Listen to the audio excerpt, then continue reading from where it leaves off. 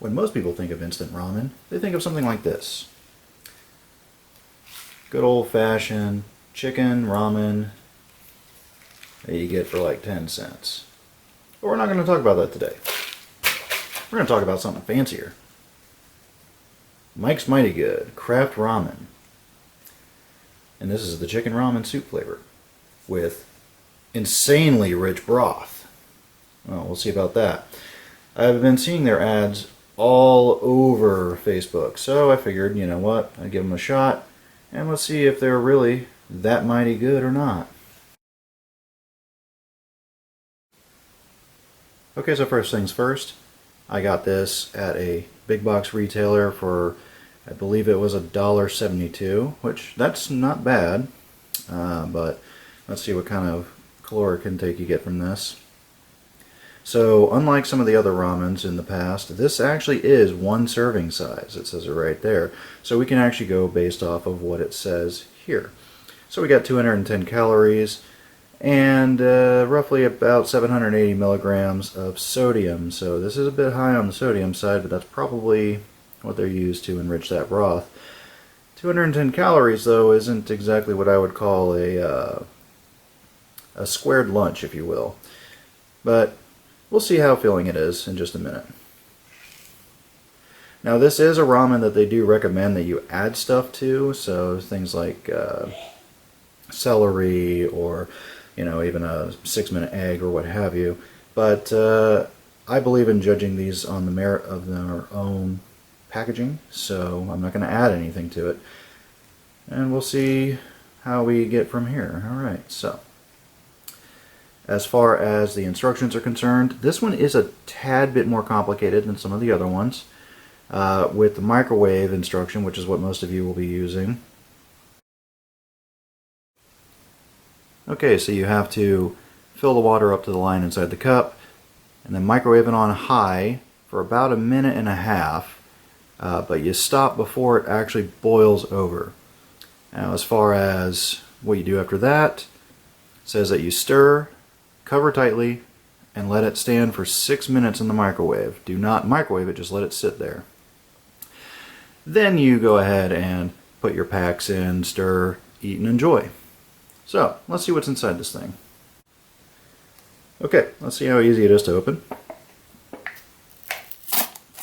Well, it's actually kind of a pain to open, I'm not going to lie. Okay, so we got that. The noodles are actually in an interesting shape. I guess you could call it a puck shape or what have you. But anyways, that's quite interesting. It looks to me like they're straight noodles, almost like a pasta noodle. We'll see about that here. What else do we have? We have a pack of what I assume to be oil. Okay. And then we have the flavor pack. Now the flavor pack is a powder, and unlike some of the other ramens, this gets added in after everything, after the water is boiled and everything. So let's go ahead and get this guy in the microwave, follow the instructions, and then we'll be right back to do the taste test.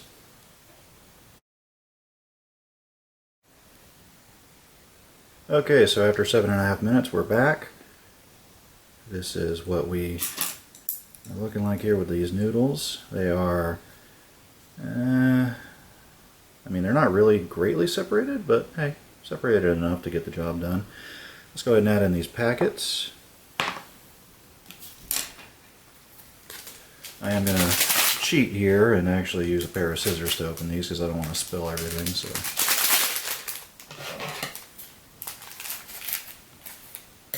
And that didn't work. I'm spilling crap anyways. Alright, well, lesson learned for next time. Alright, got the chicken base in. And the oil. Put that in there. Okay. I'll put it now so it doesn't get all over the place.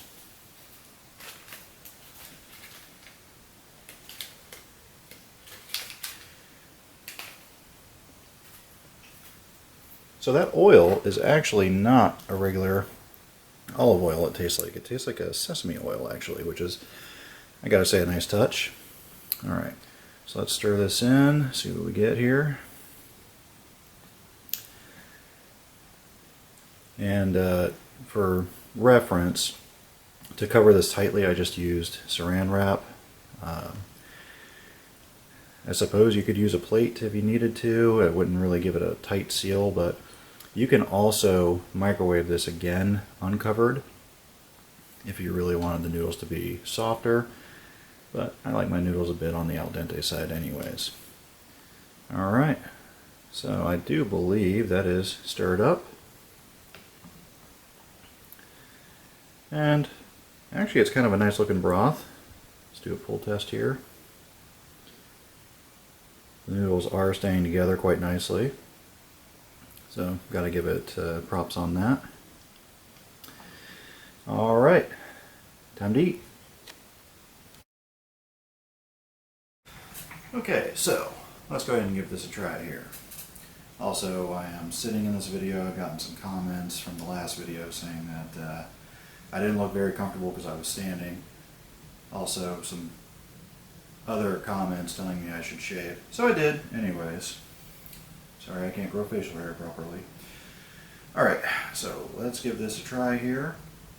Now, as I said before, these noodles are separated, but not super separated. So I've got a feeling I'm going to get a big clump of noodles in the first go here. And we'll see how it goes. And try not to spill this all over myself. Alright, here we go.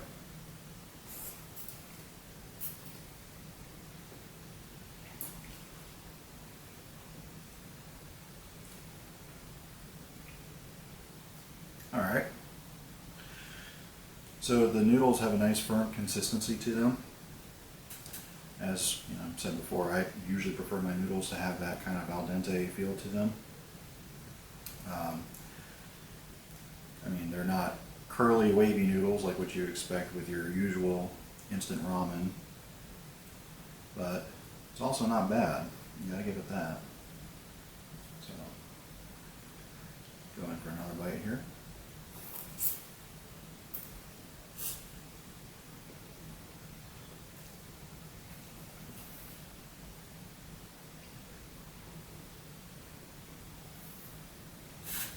You can definitely taste that oil, the sesame oil, I believe. I could be wrong though. That adds a nice kind of richness to the broth. I was actually expecting this broth to taste more salty than anything, but so far no. You really get that oil up front, which is kind of nice.